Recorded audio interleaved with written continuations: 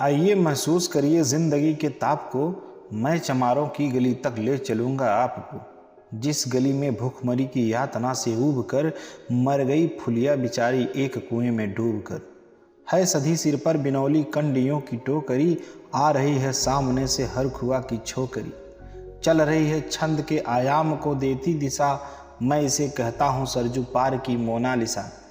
कैसी यह भयभीत है हिरनी सी घबराई हुई, लग रही है जैसे कली बेला की कुम्हलाई हुई। कल को यह वाचाल थी पर आज कैसे मौन है, जानते हो इसकी खामोशी का कारण कौन है।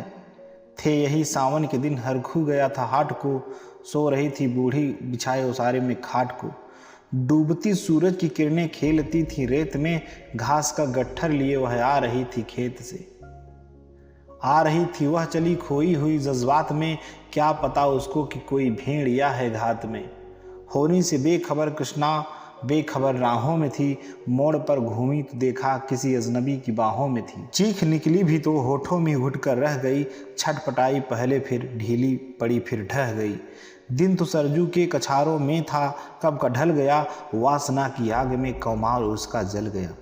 और उस दिन ये हवेली हंस रही थी मौज में, होश में आई तो कृष्णा थी पिता की गोद में। जुड़ गई भीड़ जिसमें जोर था सैलाब था, जो भी था अपनी सुनाने के लिए बेताब। बढ़ के मंगल ने कहा, काका तू कैसे मौन है, पूछ तो बेटी से आखिर वो दरिंदा कौन है। कोई हो संघर्ष से हम पाँव मोड़ेंगे नहीं, कच्चा खा जाएंगे जिंदा उनको छोड़ेंगे नहीं। कैसे हो सकता है होनी को कह के हम टाला करें, और ये दुश्मन बहू बेटी से मुँह काला करें। बोला कृष्णा से, बहन सो जा मेरे अनुरोध से, बच नहीं सकता वो पापी मेरे प्रतिशोध से। पड़ गई इसकी भनक थी ठाकुरों के कान में, वे इकट्ठा हो गए थे सरपंच की दलान में। दृष्टि जिसकी है जमी भाले की लंबी नोक पर, देखिए सुखराज सिंह बोले खैनी ठोंक कर। क्या कहें सरपंच भाई क्या जमाना आ गया, कल तलक जो पाँव के नीचे था वो रुतबा पा गया।